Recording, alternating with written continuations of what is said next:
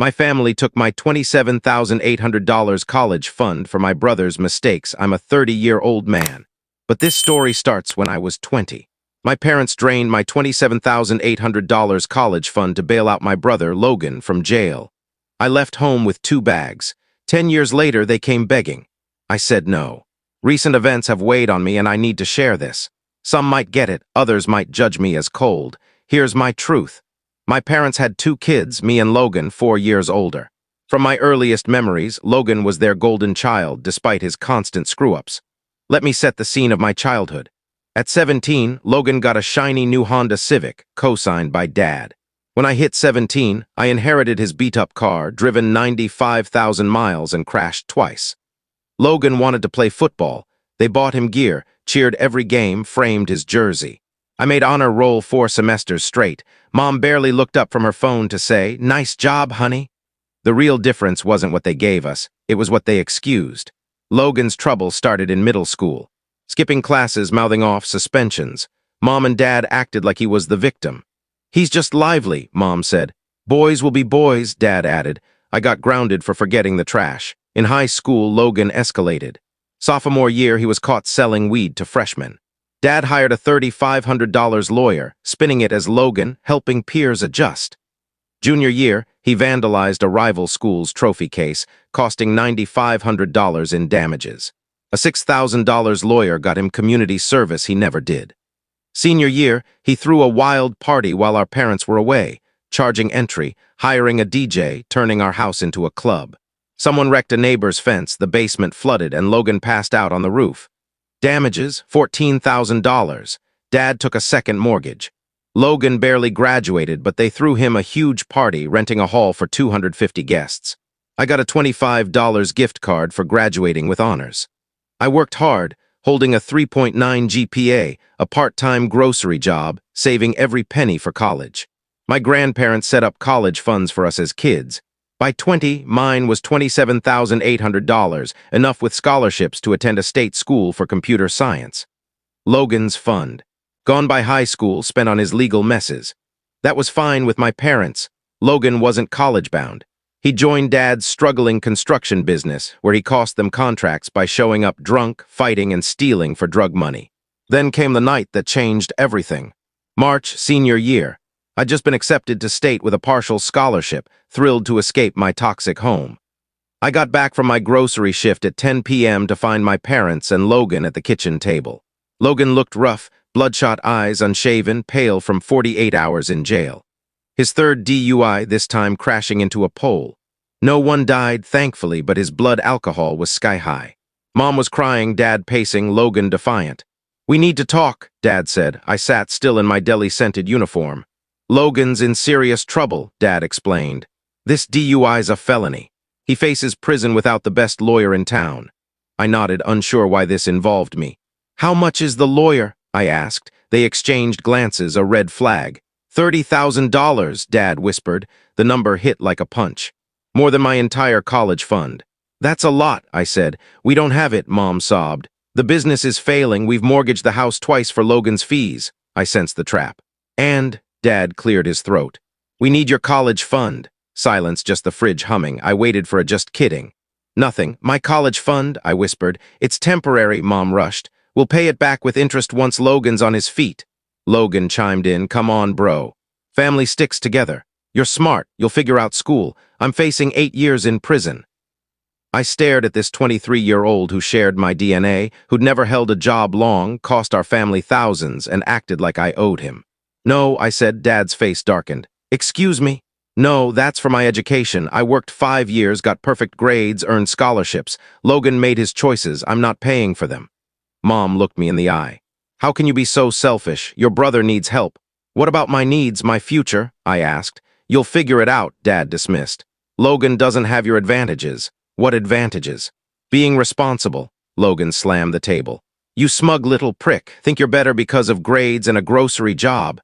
"I think I'm better because I don't drive drunk and endanger lives," I snapped. Dad stood, pointing. "That money's in your mom's name. We're using it like it or not. Family helps family." "What am I then?" I asked. No answer. Next morning, Mom withdrew every cent, $27,800.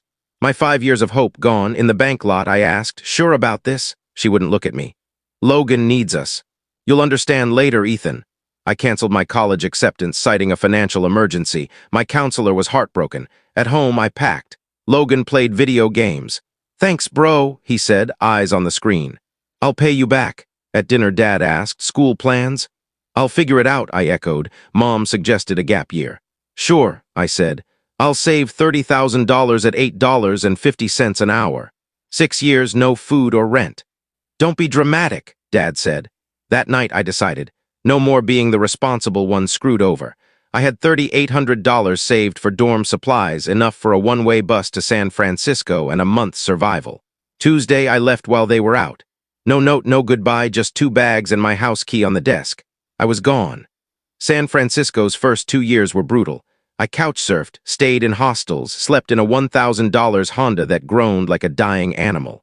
I worked as a dishwasher, learning Spanish curses, a dog walker for tech bros, a delivery driver for overpriced grilled cheese.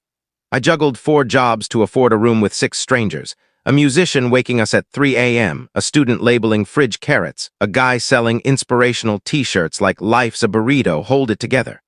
He sold one to his mom. But at rock bottom at 20, you're young enough to rebound, desperate enough to outwork everyone. On breaks, I hit the library, teaching myself HTML, CSS, JavaScript, Python, Java from free online tools. I built small projects, failed, tried again. 8 months in, I landed a $40,000 tech support job at a chaotic startup. 30 people in a space for 12, 80-hour weeks fueled by energy drinks. The fridge held moldy yogurt, sentient leftovers, and kombucha no one liked but pretended to. I loved it. People valued skill, not sob stories. They didn't care about my Ohio roots or Logan's messes, just if I could fix servers at 2 a.m. and improve UI by morning. The CEO, Blake, a 28-year-old Stanford dropout, held pointless synergy meetings, wore the same black shirt daily, claimed he owned 35, and furnished with beanbags and a broken ping-pong table. When our only developer quit, frustrated by Blake's weekly pivots, I stepped up. Nights and weekends, I learned advanced coding, fixed bugs, built features. A year later, Blake said, "You're the most driven person I've met. Want to lead tech?" At 22, I was CTO of a 60-person company. The startup failed, but I had experience. Next, I joined a stable firm making enterprise apps, better pay, more learning. In 2019, at 26, I saw a gap in remote work tools. Everyone focused on video and chat, but ignored dev-team collaboration. In my spare time, I built a platform, DevStream, merging code storage, project tracking, and deployment. By March 2020, I quit, poured savings into an MVP. When cash ran low, I freelanced days, coded nights, lived on ramen and 4 hours sleep. By September 2020, DevStream worked. I begged every developer I knew to try it. 1 month, 300 users. 3 months, 3,000. By year-end, 20,000 in first revenue. VCs called. April 2021, I raised 3M. COVID hit, remote work soared, and DevStream grew to 200,000 users in 8 months, 700,000 by late 2021. By 2022, we hit $65 M revenue. By 2023, profitable with buyout offers. I didn't sell. DevStream was my creation from nothing. Series B valued us at $500 M. The kid whose fund was stolen was worth $250 M on paper. Success didn't feel like the fantasy. It's work responsibility. I wasn't proving myself to family anymore. They were strangers from another life. Last month in my San Francisco office, my assistant said, "Your mom's on the phone." I hadn't spoken to them in 10 years. They didn't know where I was or if I was alive.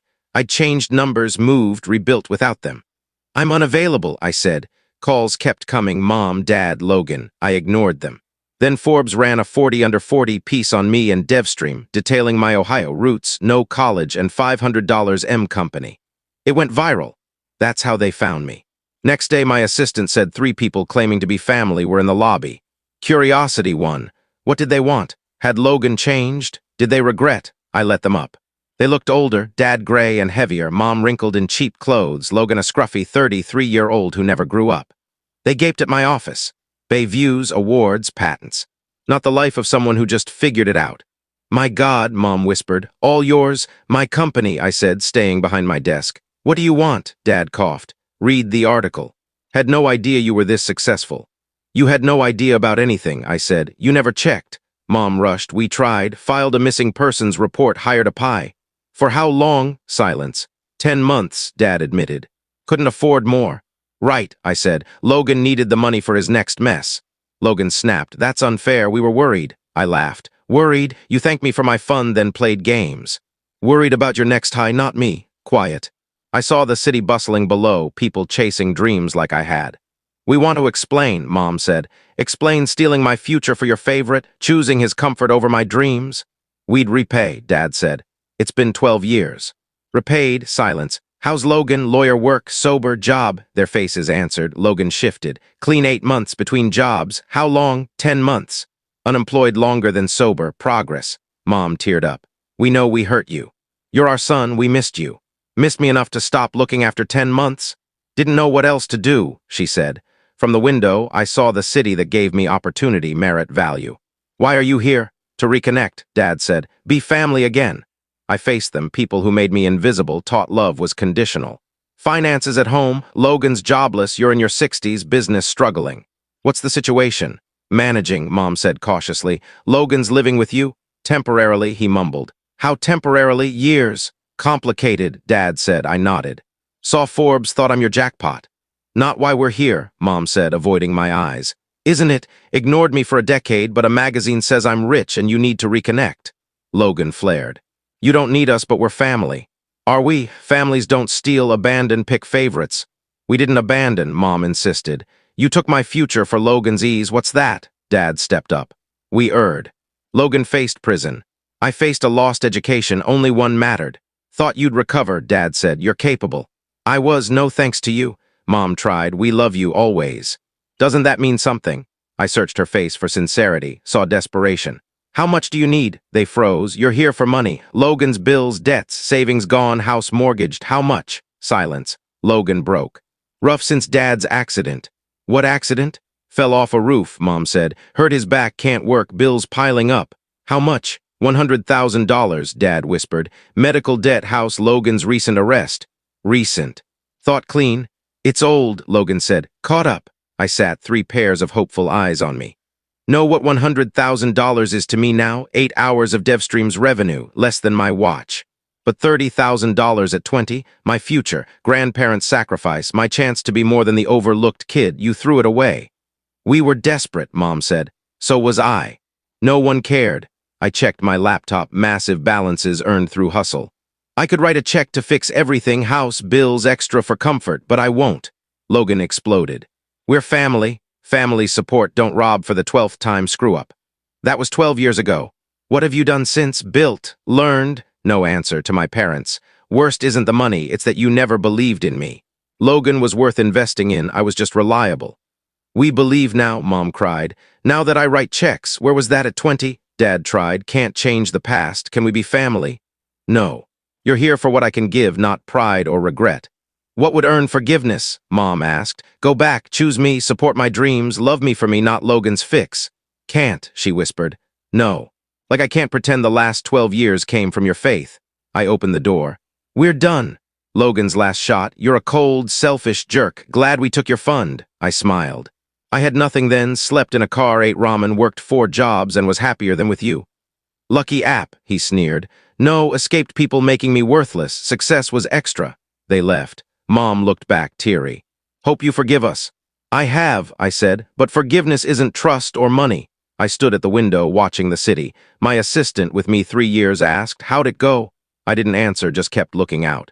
Thank you for watching my story. If you enjoyed it, please subscribe and press the bell icon. Stay tuned for more real-life stories, get more experiences.